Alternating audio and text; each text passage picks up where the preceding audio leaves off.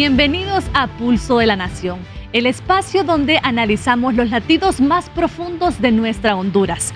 Hoy, en medio de un clima de polarización política y social, nos detenemos a reflexionar sobre el mensaje emitido por la Conferencia Episcopal de Honduras el pasado 8 de octubre. Un mensaje que nos recuerda que lo que nos une es más grande que lo que nos divide. Para ello, nos acompañan tres voces con autoridad moral, académica y espiritual. En Pulso de la Nación le damos la bienvenida al doctor Julio Raudales, economista, expresidente del Colegio Hondureño de Economistas y actual rector de la Universidad José Cecilio del Valle. Doctor en Economía por el Colegio de México, con experiencia en organismos internacionales como el PNUD y el Banco Mundial. Ha sido ministro de Planificación y vicerrector de Relaciones Internacionales en la Universidad Nacional Autónoma de Honduras. También con nosotros el doctor Marlon Escoto, doctor en Ciencias Ambientales por la Universidad de Granada, ingeniero agrónomo, exsecretario de Educación y exrector de la Universidad Nacional de Agricultura en Catacamas, reconocido por su impulso a la inclusión educativa y por su liderazgo en temas de cambio climático. También con nosotros, por supuesto, para compartirnos la perspectiva eclesial. Con nosotros el licenciado Eduardo Antonio Ramos Rodríguez, contador público y líder pastoral con amplia trayectoria, director académico del Instituto Hondureño de la Doctrina Social de la Iglesia Católica, miembro de la Red Latinoamericana del Pensamiento Social de la Iglesia y también impulsor de proyectos sociales, educativos y comunitarios en Honduras, comprometido con la formación y la evangelización y desarrollo desde la fe. Muchas gracias por acompañarnos en Pulso de la Nación. Soy Hexana Carrillos, quien estará acompañándoles en estos momentos. Y vamos a iniciar precisamente con las impresiones por parte de cada uno de ustedes en cuanto a este mensaje por parte de la Conferencia Episcopal el pasado reciente 8 de octubre. Iniciamos, si podemos conversar con el licenciado Eduardo. Muy bien, muchas gracias. Gracias por invitarnos a este programa. Yo creo que esto, creo que lo platicaba un poco extra cámara, yo creo que es un momento de esperanza que nos da la Conferencia Episcopal de Honduras. Ante tanta crisis que hemos tenido política, yo creo que siempre hay un respiro. Y la doctrina social de la Iglesia hoy nos llama a esto, a poder ver estos comicios como una forma de poder cambiar nuestra realidad actual y encontrarnos nuevamente con lo que queremos, hacia dónde queremos llevar nuestro país y hacer un trabajo también desde familia. Yo creo que es muy importante verlo y buscar lo más apropiado en cada uno de los candidatos que tenemos propuestos. Porque ahora es un poco difícil también poder ver a cada uno de ellos, pero creo que es importante que hagamos esta pausa, como lo dice la Conferencia Episcopal, y hacer uso de este voto. Es lo más importante ahora, darnos cuenta que podemos hacer el cambio. El pasado miércoles reciente, hoy estamos en domingo, y ¿cuál fue esa impresión de ustedes, tanto el doctor Julio como el doctor Marlon, al escuchar este llamado por parte de la Conferencia Episcopal? Bueno, muchas gracias, Hexana, y un gusto estar acá con don Eduardo y con don Marlon Escoto, que somos ex compañeros de gabinete también. Ex ministros, los dos. Así es, y estuvimos sentados en la misma mesa ahí un buen rato, ¿no? Sí, no sé si pedirle perdón a Dios por haber por haber cometido ese pecado, pero estuvimos ahí juntos luchando. Creo que valió la pena. Mira, yo creo que hay que valorar en todo su sentido, en todo su peso, la contribución que hicieron los pastores de la Iglesia Católica mediante ese comunicado. La Conferencia Episcopal no solamente hace un llamado, como bien dijiste, a la esperanza, sino que también un llamado de atención, un pequeño jalón de orejas, sí. No solamente a los políticos, pero sobre todo a los políticos. Les dice, a ver, nosotros como iglesia, como pueblo, entendemos los grandes problemas que el país tiene. No somos ajenos a eso. No desconocemos la profunda pobreza que existe en el país, las desigualdades, sobre todo la desigualdad ante la ley, en donde hay muchas personas privilegiadas y otras que no tanto. Entendemos toda esa problemática que existe, pero entendiendo eso, queremos hacer un llamado de atención a la gente para que vayamos, para que acompañemos un proceso que puede ser el gatillante del cambio en nuestra vida. Entonces, yo creo que hay que valorarlo en ese sentido, muy positivo. Ya nos dimos cuenta que la mayoría de la gente apoya las posturas de la iglesia, no solo de la iglesia católica, también de las iglesias protestantes, ¿verdad? Creo que la marcha multitudinaria que tuvimos en el mes de agosto fue una buena señal, y de manera espontánea la gente salió, se pronunció a favor de la democracia y a favor de un cambio en el país que bien lo necesitamos, ¿no? Y es que precisamente decía el mensaje, es más lo que nos une. Precisamente, y por esto la marcha que tuvimos el pasado 16 de agosto, doctor Marlon. Sí, sin duda que la conformación del Estado nuestro, más allá del gobierno, donde entidades como la sociedad civil, el sector privado y las iglesias son contrapesos frente a los gobiernos y a las personas que dirigen el país, y sobre todo en momentos críticos donde anteriormente estábamos preocupados quién va a ganar o quiénes nos van a dirigir, y ahora hemos estado preocupados si tendremos o no elecciones. Entonces, ese llamado de atención también va orientado a aseguremos que haya un proceso electoral que permita el relevo de quienes nos dirigen, desde un gobierno local, los representantes en el legislativo, los representantes en el ejecutivo.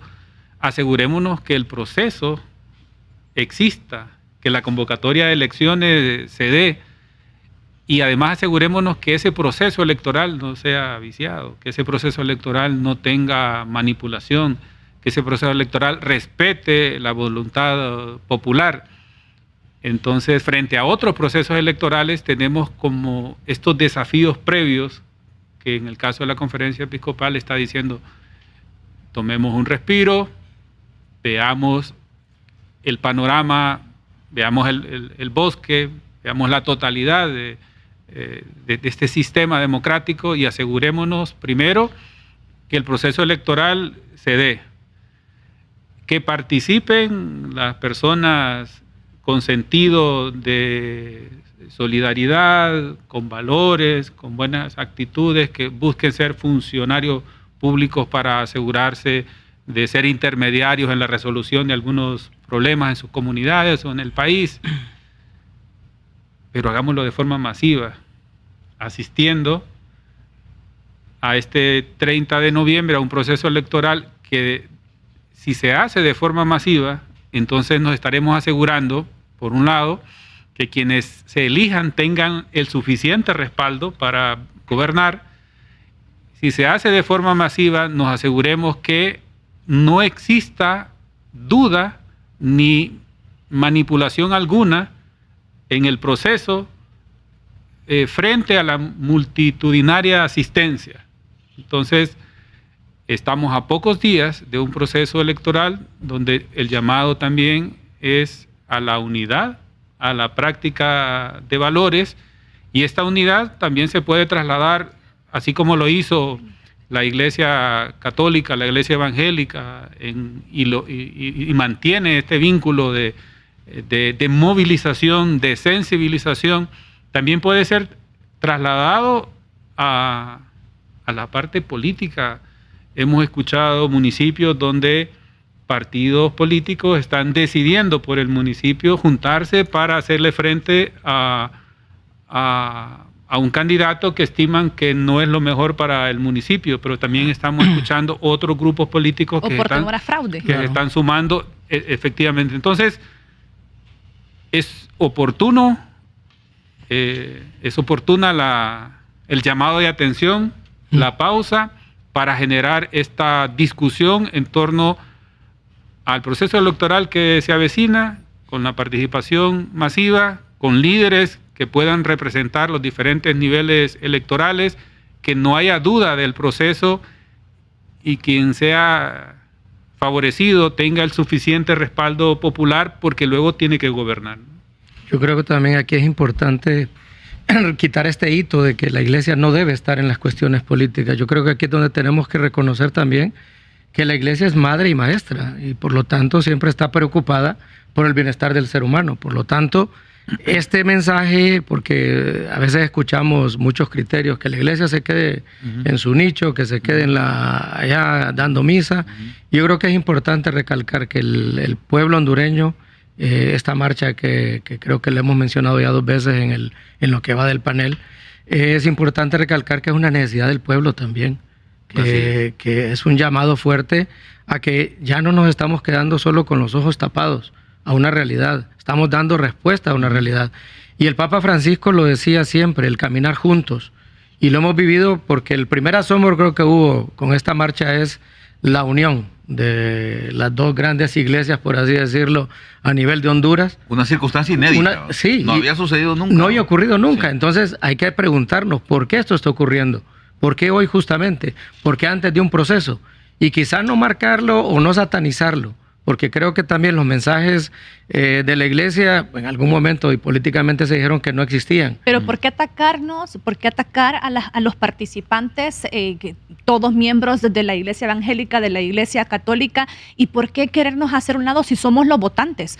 Nosotros también tenemos esa responsabilidad, pero también fue un acto también de enseñanza para todas las feligresías, tanto para la evangélica como para la católica, porque tal vez no éramos parte de estos procesos. Y ahora, ¿por qué? Pero ¿por qué, licenciado Eduardo, usted que está de lleno en la doctrina social de la iglesia? Porque también los ciudadanos que somos feligreses, porque también tenemos apatía de escuchar, por ejemplo, este tipo de opiniones y de que tenemos que tener algún tipo de injerencia también. Bueno, recordemos que la mayoría, o sea, por lo menos la ideología que ha existido a nivel de ciudadanía es que la iglesia debe estar aislada. Y esa no es la realidad. Si podemos recordar 1891, al predecesor de este nombre, León XIV, León XIII tuvo que manifestarse ante una realidad latente, que eran las clases sociales. Así es. Y eso viene también a decirnos, ¿por qué nosotros ahora queremos atacar a los católicos, a los evangélicos? Desconocimiento. No estamos cerca, creemos que la iglesia solamente es para recibir culto o para ir a una misa.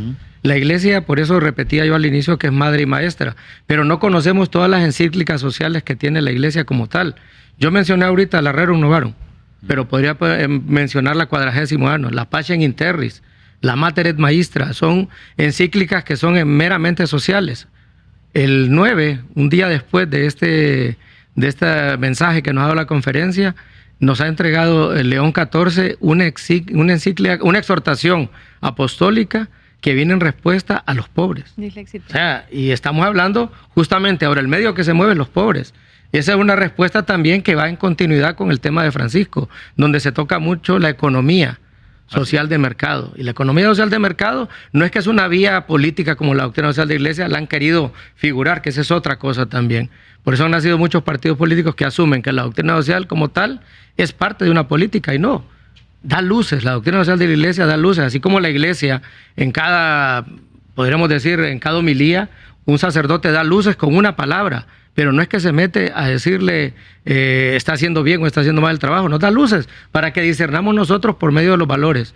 Muchos de nuestros ciudadanos desconocen estos principios de la doctrina social de la iglesia. El ingeniero Marlon mencionaba 2, la subsidiariedad y mencionaba también la responsabilidad, mencionaba muchos hechos que deben tener todos los políticos, pero ¿cuál es el fin primordial? El bien común. Correcto. El bien común es lo fundamental, eso es política.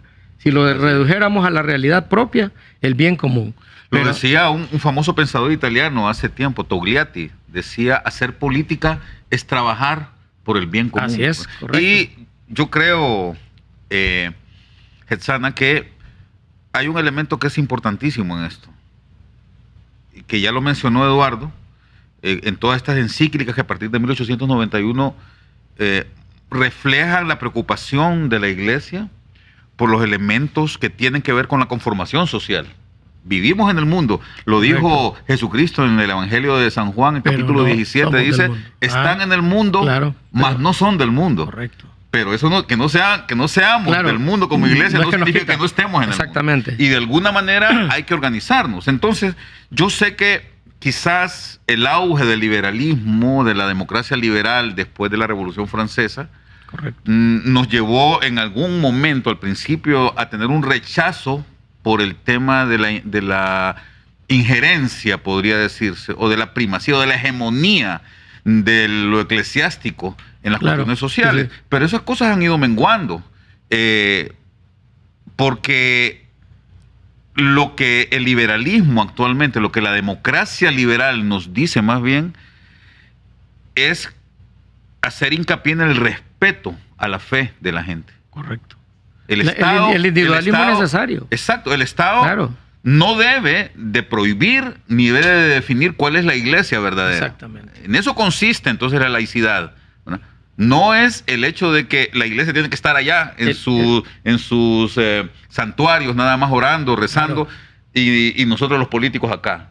Como bien lo decía Hetzana, el punto acá es que la iglesia es parte de la sociedad y debe participar. Correcto, debe como ser iglesia en el reflejo del cambio social que debe darse. Así es. Y es ahí donde surge la importancia de que los pastores, ya sean católicos como los obispos y los evangélicos también, todos, más allá de sus diferencias, y lo dice el comunicado de la Conferencia Episcopal, sí, más allá de las diferencias que tenemos nosotros, entendemos que el bien fundamental, que lo que estamos buscando nosotros es el bien común, y por ese bien común es que tenemos que trabajar en conjunto. Y hay un común denominador que es la sociedad como tal. Así es. Más cuando hay amenazas y ejemplos.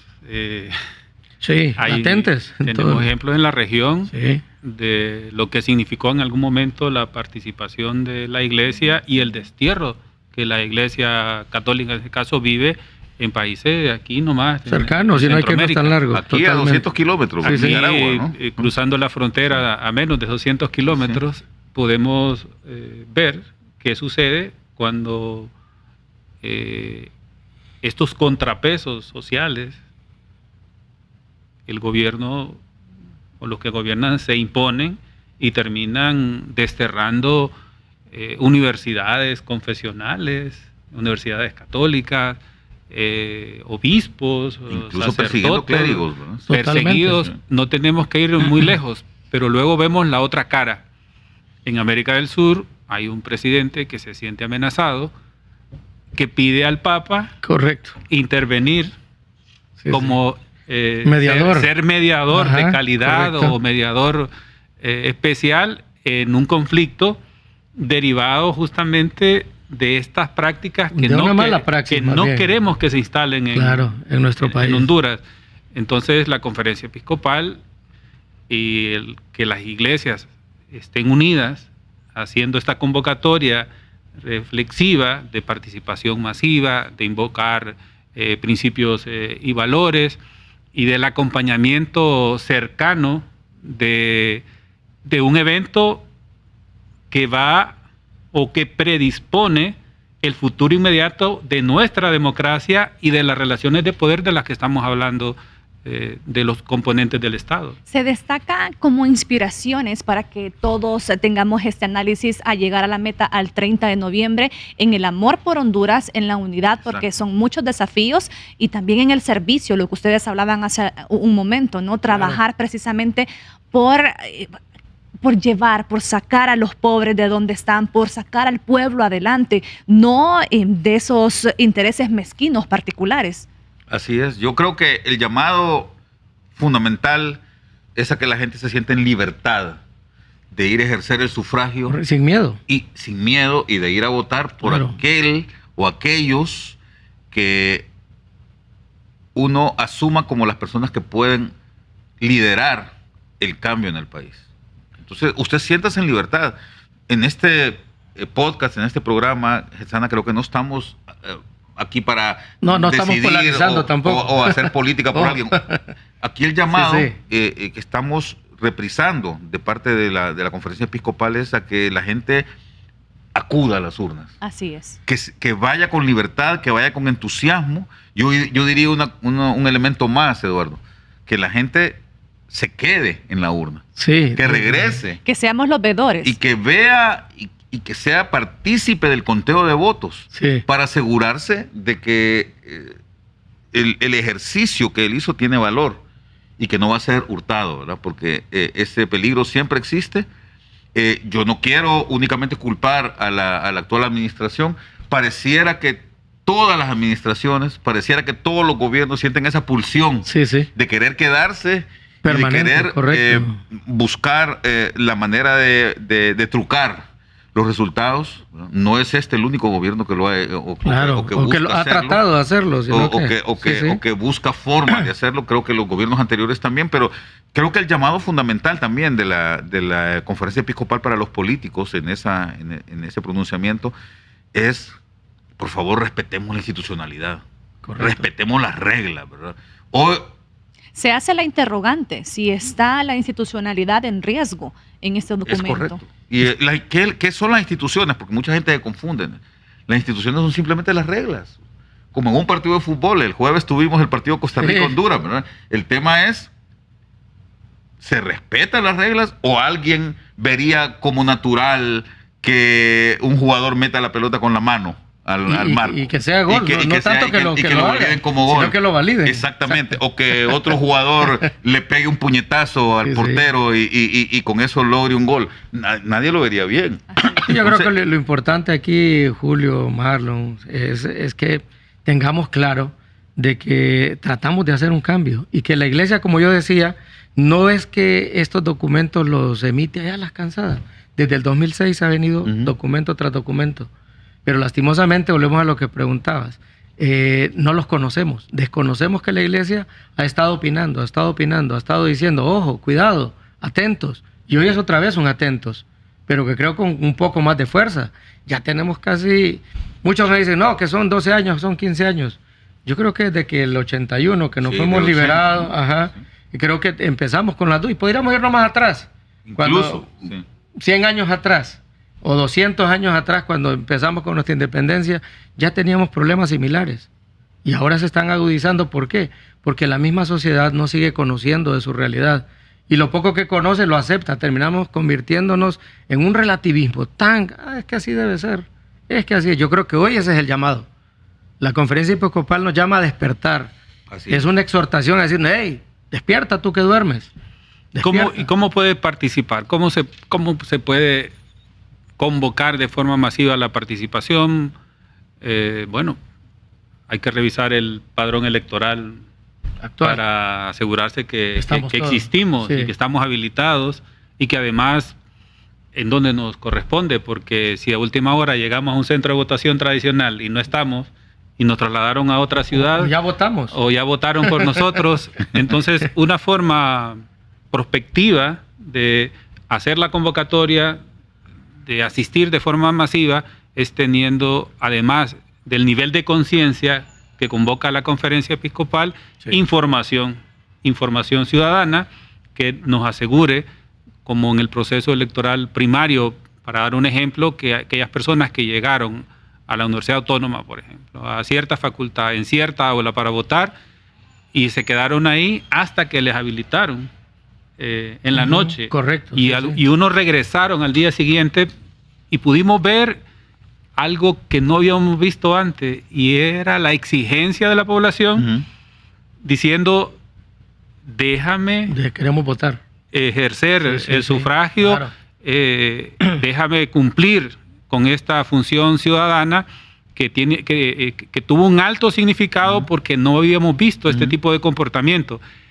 Creo que ese ejemplo puede servirnos para que la población se prepare para el 30 de noviembre, asegurándose que existe primero en el padrón electoral, que está asignado a un centro de votación y que es efectivo.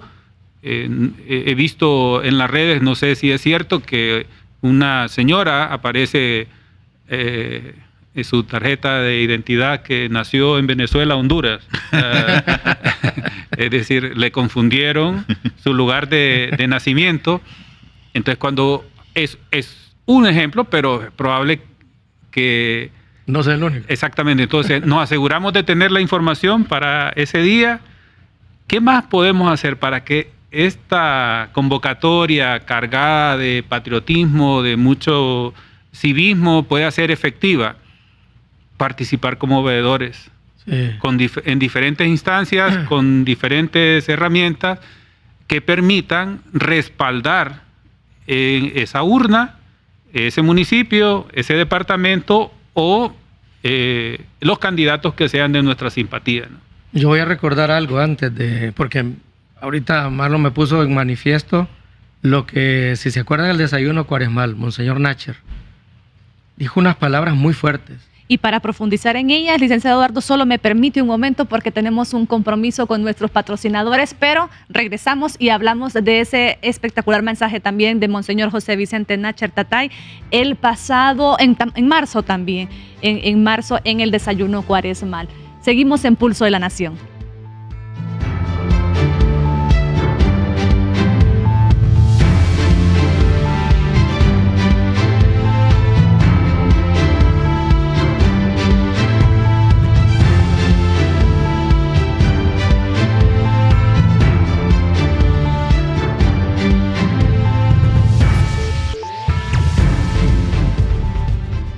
Continuamos en Pulso de la Nación y tuve que interrumpirlo, don Eduardo. La verdad es que la conversación está muy amena y pues nos hablaba usted de este importante mensaje que también compartió con nosotros, con la feligresía católica, que también fue transmitido acá por Suyapa Medios, de Monseñor José Vicente Nacher. Yo creo que lo decía, lo recalcaba y le decía a Marlon que me había recordado ese punto, porque el exhortarnos es eso también, a veces ser un poco, no violentos, pero sí como hablarnos un poco fuertes y decirnos, vamos a ser veedores de todo lo que ocurra en noviembre en las elecciones, que no nos vuelva a pasar, dice, lo que acabamos de vivir, que anduvieron las urnas caminando por todo Tegucigalpa, horas tras horas, pero un hecho que para mí es fundamental es esa necesidad del pueblo de querer votar. Yo creo que hoy ese llamado es de nuevo este mensaje de la conferencia, y basado más que todo en lo que es el amor, porque hablar de iglesia es amor y unidad. No podemos hablar de amor sin unidad. Y yo creo que hoy nos llama a eso, este mensaje de la conferencia, a vivir el amor por lo que tenemos, el amor por querer recuperar esta realidad social, por recuperar nuestras familias, porque incluso en las familias estamos divididos hoy.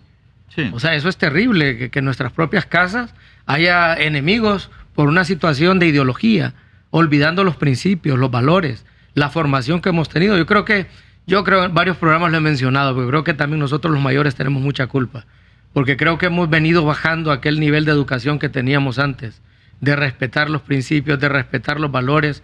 A nosotros nos decían saluda, a nosotros decían cuando usted venga tiene que entrar saludando, tiene que hacer esto, tiene que lavar, tiene que hacer esto. Todo eso lo hemos perdido. Entonces, ¿cómo podemos visualizar en uno? La primera pregunta es, ¿qué espero yo del gobierno? ¿Qué espero yo de este aspirante que yo voy a votar hoy? Que le voy a dar una X para que me pueda asumir como persona. Porque lo primero es pensar en Munier decía también, hablando del personalismo, ¿no? Pensar en mí, ¿qué es lo que yo quiero? Porque a veces nos vamos directamente a lo que quiere el partido, a lo que dice el político. El político dice, debemos de votar por esto, pero nunca decimos, y por lo que yo quiero, y por lo que yo ocupo. Yo necesito seguridad, yo necesito salud, yo necesito educación, una educación digna, lo hablamos hace poco con Marlon, que es una necesidad hoy latente. Necesitamos mejorar todo esto, hay tantas cosas, y estoy hablando de lo más mínimo. Podríamos hablar de las migraciones forzadas que provoca toda esta situación. Podríamos hablar de la pobreza que, estadísticamente ha cambiado, pero realmente no. Si nos venimos a ver, la realidad es otra. Llenar papeles a veces es fácil, pero yo creo que hoy cada uno de nosotros estamos llamados a ver nuestra realidad y nuestro entorno, a apoyar un poco aquella palabra que decía, ¿acaso soy yo guardián de mi hermano? Sí, hoy debemos ser guardián del hermano también, porque si ese hermano cae, vamos a caer nosotros. Entonces tenemos que ser también comunitarios, apoyar las misiones, empezar a trabajar en esos barrios. Ahí me preocupa que han creado tantos grupos que ahora no se puede uno ni manifestar porque boten la basura, porque no, nosotros lo vamos a arreglar. O sea, eso también hay que tener cuidado, porque se están apoderando de nuestros barrios, de nuestras realidades, y ya no podemos elegir, ya no podemos dar una opinión. Entonces, ante eso, yo creo que hoy la conferencia nos llama a vivir ese amor y esa unidad desde la iglesia, desde la familia y dentro de la comunidad social. Pero yo creo que lo que mencionaba usted, Eduardo, y que había dicho Marlon anteriormente, es una muestra de que la gente, la ciudadanía, el pueblo, por así decirlo, ha dado muestras de la hidalguía, del compromiso que tiene. El 9 de marzo fue un gran ejemplo, porque la gente esperó hasta altas horas de la noche, pero no es la única. O sea, ese acontecimiento es inédito porque nunca habíamos visto una situación como la que se vivió esa noche, ¿no? Ese domingo 9 de marzo. Pero antes de eso, recuerde usted el año 2015 cuando la gente se movilizó para reclamar sobre la corrupción en el Seguro Social. Sí, Nunca sí, habíamos tenido una movilización claro. Ciudadana espontánea tan grande de gente de todas de todos los estratos, de todas las capacidades, de todas las profesiones, moviéndose, reclamando por el tema de la corrupción. No reclamando por vindicaciones salariales, no reclamando por condiciones de trabajo, reclamando en contra de los políticos por el tema del mal manejo que hacen de los recursos públicos. Y luego, una y otra vez, la gente se manifiesta. Creo que un ejemplo que a mí me conmovió mucho fue lo de justamente en las elecciones del año 2021. Veníamos en donde de esa pandemia. La gente estaba cansada también de los malos manejos y utilizó el lenguaje del voto. Claro, como respuesta para poder generar un cambio. Claro. Entonces, imagínese usted que hasta antes de esas elecciones, pues el candidato ganador lo hacía con 1.100.000 votos. Viene el partido de gobierno y logra, mediante todas sus argucias también, claro, meter 1.300.000 personas a votar sin esperar que la respuesta espontánea de la gente iba a ser 1.700.000 votos. Superando totalmente. Llevándose de encuentro cualquier esfuerzo que pudiera hacerse del oficialismo. Entonces, esa es una muestra de que la gente se siente llamada a responder, y creo que eso es lo que la Conferencia Episcopal está pidiendo ahora. Continuemos en ese espíritu, pero ojo, eso sí, porque lo que ha quedado claro es que ni el gobierno en el 2015 respondió adecuadamente, ¿verdad? Es cierto que trajeron la Maxi, es cierto que esa presión logró hacer, esa movilización logró que vinieran una misión de afuera para tratar de controlar el tema de corrupción, pero al final los mismos políticos se le echaron, se la volaron. Claro. Luego viene en el 2021, la gente responde fuertemente con compromiso, repito, ¿verdad? Con hidalguía, a votar en contra del oficialismo, ¿verdad? Que había logrado acumular 1.300.000 votos, pero le metimos 1.700.000, ¿verdad? Pero ¿qué sucedió? Está claro que los políticos no respondieron a esas expectativas de la gente. Entonces yo creo que la respuesta y la solicitud que amablemente, pero con fuerza, como bien dice usted, hace la Conferencia Episcopal es: la gente responde, claro, la gente está dispuesta a responder, pero ustedes políticos respondan también, porque la gente requiere eso. Y necesitamos... Hay otro tema, solo un segundo. Julio decía algo muy importante, y es la cantidad de personas, pero ahora tenemos otro también referente, que también Marlon lo decía, el cambio generacional. La juventud está reaccionando también. Y ahorita, esa es la población a la cual deberíamos preguntarnos a qué población, a qué segmento de la población está dirigida, o cómo orientar o dirigir lo expresado por la Conferencia Episcopal, a qué sectores, con quién estamos conversando, con los nuevos electores que son suficientes para decidir un proceso electoral, a los electores tradicionales que han tenido diferentes experiencias y en su mayoría han sido defraudados en esas experiencias de manera sistemática y sobre todo a los indecisos. Mi valoración es que la convocatoria de la Iglesia Católica Evangélica a caminar por Honduras, desde el punto de vista político, no era tanto quien convoca a más personas a expresarse, sino no era populismo ni proselitismo. ¿A qué perfil convoca? ¿A qué perfil, desde el lado político, a qué perfil convoca la Iglesia?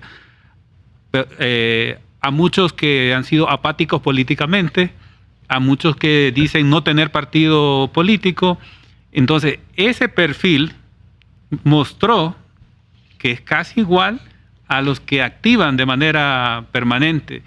El ataque y el señalamiento a las iglesias no iba tanto orientado a cuántos convocó, sino a la calidad o al perfil de las personas que convoca, porque si esas personas deciden participar, pueden decidir el futuro de un gobierno local y pueden decidir el futuro de un legislativo y pueden decidir el futuro de un poder ejecutivo. Y que en En un esta país. caminata participaron familias y ya estamos involucrando a los jóvenes, a las Correcto. nuevas generaciones, de tener conciencia, de tener criterio y de una u otra manera, porque ahora en este momento hay mucha apatía por parte de los jóvenes. ¿A qué se deberá esto?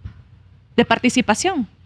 Bueno, en general, y eso es una queja que se tiene en todos los países, Pero siempre se dijo eso, ¿no? ¿sí? Que los jóvenes son los más apáticos, que los jóvenes son los que dicen que no tienen interés en participar. Sin embargo, yo quiero rescatar algo. A mí me llamó la atención en esa marcha la cantidad de jóvenes Justo, que había, ¿no? justo. Yo estuve ahí presente y puedo testificar con convicción que hay una juventud en Honduras que está bulliendo, ¿verdad? Que Claro. está saltando ahora y que, si bien es cierto, probablemente se siente muy decepcionada. Yo he escuchado, tengo familia, incluso Sí. chicos y chicas, sobrinos míos, ¿verdad? Que dicen, ay, pero es que yo no sé por quién votar, porque todos son pícaros, Son ¿verdad? iguales, todos son iguales. Pero Claro. eso no significa que le resten importancia Al proselitismo, correcto. al proceso Sí. de elegir, ¿verdad? Probablemente les va a costar, como puede ser que nos cueste a todos nosotros, pero en este momento elegir entre esa Sí. minuta que tenemos ahí, ¿verdad? Probablemente, como decía el doctor Edmundo Orellana Mercado, me parece una de las frases más atinadas que he escuchado en este proceso. Dice, antes nosotros votábamos por el menos peor. Sí, Ahora vamos a votar por el menos dañino. Entonces, Dentro del mensaje precisamente se nos habla, no se trata de votar por costumbre o por Claro. emociones momentáneas, se trata de analizar, contrastar y decidir con responsabilidad pensando en el futuro del país y en el bienestar. Yo escuchaba ayer a alguien decir, soy de un departamento X y quiero hacer mi lista para votar por los diputados. Y primero, no votaré en plancha. Como, qué bueno. Que es la solicitud exactamente. que Dice, hacen los no partidos. votaré en plancha. Claro. Eso es lo que dice, lo que estaba escuchando ayer. Y luego empezó a nombrar los candidatos de diferentes partidos que ya había seleccionado. Y dice, este y este. Y dijo un cuarto nombre y le dijo, tengo interés de votar como diputado, pero debes mandarme tu propuesta, porque los tres que ya seleccioné me enviaron una propuesta de qué harían por este departamento si fuesen diputados. Entonces yo decía, este ejercicio, imaginemos un ejercicio masivo de este tipo, donde los jóvenes o cualquier ciudadano puede accesar. puede hacer un ejercicio de reciprocidad. Te voy a votar, necesitamos que representes a este departamento, pero quiero saber cuáles son tus propuestas. Obviamente, la cantidad, los miles de candidatos que van a elección, multiplicados por la cantidad de electores, más las propuestas, estaríamos hablando de cientos de miles de propuestas desde el municipio y del país en general. Pero este es un ejercicio que se puede hacer a ciertos niveles, principalmente apoyados por las redes sociales y por los medios de comunicación masivos que permiten, y creo que es la diferencia de la juventud nuestra a esta juventud. Correcto. Esta juventud domina los medios de comunicación alternativos que en algún momento nosotros no Nos veíamos tuvimos. distantes, Y obviamente ahí hay de todo. Ahí hay buenas propuestas, manipulación, Claro. tendencias, pero es un espacio que los jóvenes pueden y deben de aprovechar para asegurar, contrastar. al menos saber por quiénes va a votar, porque en una lista de 23 por 5 en Francisco Morazán, Ya solo ahí ya hay que tenemos. tener suficiente roce Estamos hablando de 115 social, candidatos, ¿no? hay que Correcto. tener como un espacio, como haber convivido en un entorno Un cabildo abierto universitario y tal, como para Claro. decir, de estos 120 y tantos, reconozco al menos una nómina de entre todos de 23 o de 20 en Cortés, que creo que es el ejercicio más complejo a la hora de decidir qué son las nóminas para las diputaciones. Pero es algo que desde esta convocatoria, desde esta reflexión, también se puede ir traduciendo, porque la conferencia episcopal nos está compartiendo los valores, nos está haciendo los señalamientos, las reflexiones macro, pero ¿cómo convertimos este documento en un instrumento de orientación a jóvenes, Claro. a las familias, que una parte pertenece a un partido y otra a otro partido, para decirle el ejercicio interno en la familia, el ejercicio en el municipio, para asegurarnos la calidad de este voto que va a ser determinante, salvando nuestro sistema democrático y asegurándonos de elegir a los mejores? Bueno, ese es un ejercicio que creo, por lo menos, y lo vi muchas realidades de la Iglesia Católica, y escuchando también a la pastoral juvenil, que fue una de las más fuertes ahora que estuvimos en esta peregrinación, vamos a decir, más que movilización, porque creo que es una peregrinación que se hizo queriendo cambiar el mundo y que se dieran cuenta de que hay una realidad ahí latente, que conoce toda esta realidad.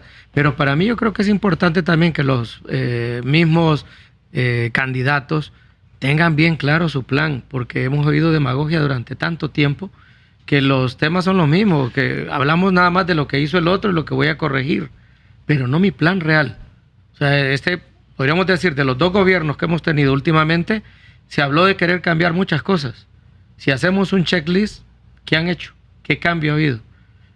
Voy a hablar aquí nomás, por así decirlo, para no ir tan largo. Hablamos de 25 hospitales.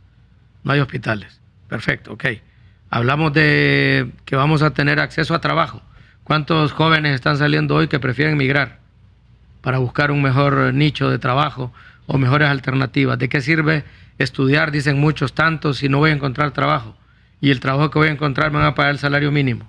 Y voy a trabajar 7 horas, 7 días o 8 horas, y voy a estar alejado de mi familia y tendré que buscar otro trabajo para poder acceder a una vivienda, que ahora es complicado también. Son realidades que yo creo que también cada uno de los aspirantes debe tener manifestado en algún lugar, para que podamos hablar. Si el Partido Liberal, el Partido Nacional, el Partido Libre tiene su candidato, de ver un nicho donde uno pueda ir a ver cuál va a ser mi estrategia de trabajo real, qué es lo que voy a empezar haciendo, porque no podemos estar esperando que en estas próximas quien gane venga a hablarnos de lo que ya ocurrió durante todo el periodo, decirnos no porque nos dejaron, no porque tuvimos, y eso ha sido tradicional, no solo de este partido, sino de los anteriores. Yo creo que el gobierno más tiene que enfocarse en resolver que en ver qué pasó, porque cuando uno se pone como candidato dice yo tengo la llave para resolver todo, y ya cuando digamos ella no, la llave se me perdió y ya no hay salida, no podemos hacerlo. Y nosotros ser críticos, porque realmente sabemos que políticas qué se puede lograr realmente en 4 años y qué no se puede lograr en 4 años, sino ya no podemos estar esperando que nos vengan, como dicen, vendiendo espejitos. Hablábamos de las políticas públicas de educación, no hemos podido revisar tampoco nada de eso. Hablemos de cualquier política pública, de salud, no existen. Se han hecho estadísticas sacadas de no sabemos dónde. Entonces la iglesia, ¿a qué nos convoca? A ser veedores, a nosotros mismos, a auditar nuestro propio barrio, nuestra propia comunidad. O sea, buscar dentro de nosotros a quién podemos acceder para políticos. Yo hacía al inicio una pregunta y se las hago a ustedes también. ¿Cómo llegan nuestros políticos a esos cargos? ¿Quién los eligió? ¿Qué comunidad los puso? Los jóvenes yo creo que también se preguntan eso hoy. Por supuesto, y esa es la razón de la queja de muchos jóvenes. Claro, o sea, yo no lo conozco y eso es lo que decía ahorita Marlon. Pero sobre todo, ¿sabe qué es lo que sucede, Eduardo? El problema, a ver, es bien difícil que todo el mundo sepa de dónde viene quién. Claro, no, estamos de acuerdo. Pero lo terrible de todo esto es que en la política como arte y como forma de lograr, digamos, culminar los sueños, las aspiraciones de la sociedad, está llamada a convocar para que se integren a ella a los líderes que sean referentes. Correcto. Entonces, qué pena que aquí mucha gente se mete a política porque no tiene otra cosa que hacer. Qué pena ver que hay personas, por ejemplo, que son diputados, diputadas, o que llegan a un ministerio y que es su primer trabajo en la vida. Sí. Existe. Yo le puedo mencionar un par de nombres acá de gente que yo conozco, que nunca en su vida había trabajado y que en este momento son ministros o viceministros. Entonces la pregunta es, Y están saliendo de pobres. ¿Cuál debe ser el perfil de una persona que busca liderar, ¿no?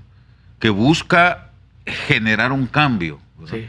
Y en ese sentido yo creo que ahí requerimos de mucha madurez, porque los mismos partidos políticos han dejado de ser un semillero para que haya liderazgos claros y bien definidos, y lo que tienen, y perdóneme que sea tan duro en esto, que lo que tienen es un montón de payasos, ¿verdad? Que si no fuera porque se meten a política no tendrían de qué vivir. Claro. Entonces, no estamos hablando acá de que tienen que ser todos doctores o que tienen que ser todos filósofos. Pero ¿verdad? por lo menos probos. Tener las competencias. Pero además las características del liderazgo, ¿verdad? Las características del liderazgo. Valores, pero cuando usted eso. mira, Eduardo, los TikToks, en donde salen candidateándose los que quieren ser diputados ahora, y lo que ve son puros bailes. Y puras reggaetoneros, ¿verdad? Memes o cosas. O memes haciendo payasadas. Entonces usted dice, y se están poniendo para políticos. Exactamente. Y hay gente que lo está aceptando. ¿Hacia dónde va nuestro país? Correcto. Ese es el problema. Ese es el punto. También es un reflejo de lo que somos, ¿no? Sí, de lo que nos atrae. De lo que tenemos. Del mal humor, del buen humor, del morbo, de la tragedia convertida en TikTok. Correcto. De los errores convertidos en memes. Porque hay como dos propuestas. Las propuestas que los políticos tradicionalmente elaboran para ganar un proceso electoral, y las propuestas que deberían tener para gobernar, que no son las mismas. Correcto. Hay cosas que son importantes que no atraen el voto, que son determinantes que no atraen el voto. Por ejemplo, los alcaldes dicen, si yo tengo que reparar una carretera de tierra y mañana cae un aguacero, entonces hasta ahí llegó mi inversión. Claro. Entonces, si lo convierto en una pintura de un centro de salud, de una escuela, va a ser más visible por más tiempo. Si yo invierto en un sistema de alcantarillado que es tan determinante, esta ciudad misma, esta ciudad de Distrito Central, solo trata el 15% de las aguas residuales. Somos una especie de vertedero al cielo abierto. Y lo mismo pasa con el Valle de Sula. Pero ¿por qué no se invierte? Porque no vende votos. Exactamente. Entonces, ¿cómo recurrir a convertir esta ciudad saneando toda la cuenca de los ríos y afluentes y convertirlas en grandes espacios públicos? Claro. Eso requiere de mucha inversión, pero quizá no tenga la atracción suficiente para que alguien vote, y se recurre más al beneficio directo, más personalizado, el subsidio, porque eso sí genera atracción. Entonces hay un plan para ganar, que son las banderas, y un plan para gobernar. ¿Qué sucede cuando se alcanza el poder? Que no se puede cumplir el plan que se ha propuesto para ganar, claro, porque estaba hecho más en los límites del morbo, en los límites del mercadeo, podríamos decir, del marketing político, claro, y no necesariamente en las realidades de una ciudad o de un país. Sin embargo, como decía don Julio, don Eduardo, el llamado es a que participemos no solo como electores, porque ese llamado también está dirigido a los que van a participar como candidatos, y está dirigido también a los viejos políticos, porque en Honduras lamentablemente los partidos políticos tienen dueños. Sí. Todavía no son tan democráticos o tienen estructuras de relevo generacional de dirección, y están detrás de todos los partidos, estructuras políticas, económicas que van sometiendo, direccionando hacia dónde quieren orientarlo. Ahora, la convocatoria masiva, el tener suficiente información, la asistencia efectiva, es el camino para combatir, primero, que haya elecciones, asegurarnos que el proceso que nos asegura el recambio de nuestras autoridades, tal como dice nuestra Constitución, sea efectivo. Claro.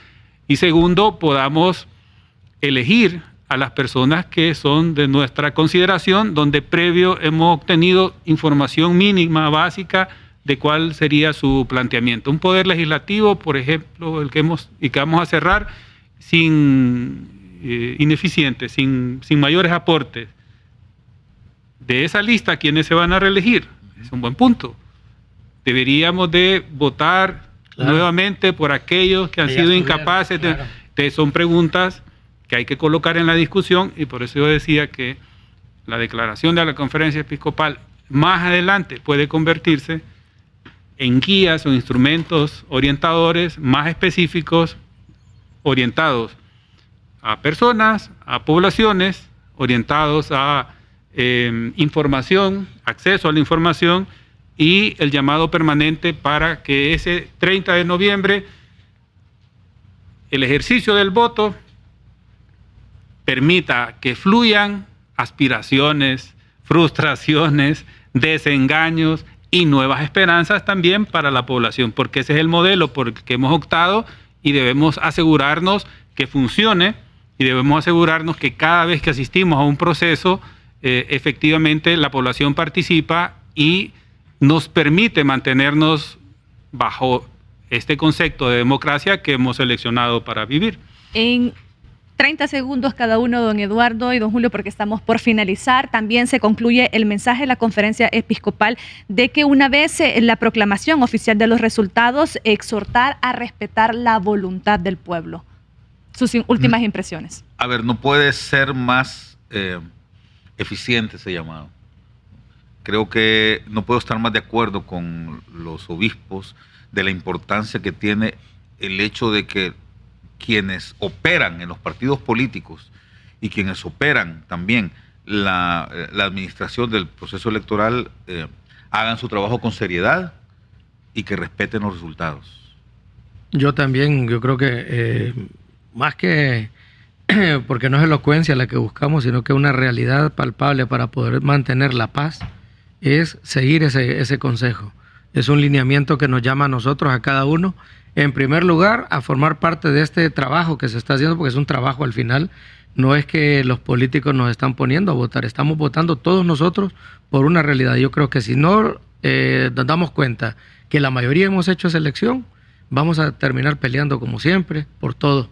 Así que el llamado es muy fuerte para que seamos uno en comunión, amor y unidad.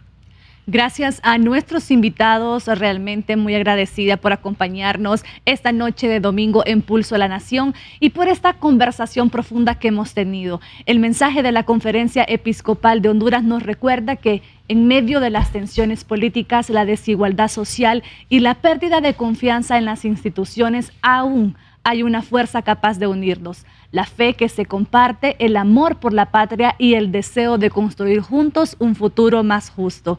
Nos llaman a ejercer ese voto como un acto de amor al prójimo y a Honduras, a buscar la unidad sin renunciar a la verdad y a vivir el servicio como una forma concreta de transformar la sociedad. Soy Hexana Carrillos, gracias por acompañarnos en Pulso de la Nación.